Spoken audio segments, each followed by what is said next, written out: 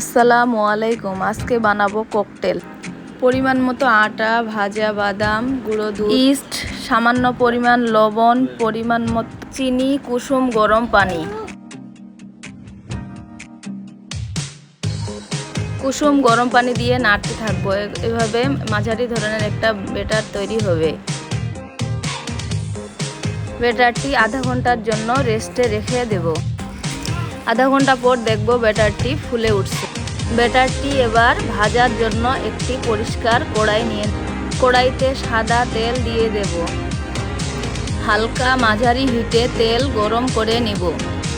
তেল গরম হয়ে এলে ব্যাটারটি ককটেলের শেপ দেব। আস্তে আস্তে এভাবে ব্যাটারগুলো দিতে থাকবো যতক্ষণ পর্যন্ত কড়াইটি ভর্তি হয়ে না যায়। একসময় ককটেলগুলো ফুলে গোল গোল বড় বড় চমৎকার আকার ধারণ করবে। বাদামি রং হয়ে গেলে প্লেটে তুলে নেব। এতক্ষণ ভিডিওটি দেখার জন্য ধন্যবাদ। লাইক, কমেন্ট, সাবস্ক্রাইব করবেন, পাশে থাকবেন। আসসালামু আলাইকুম।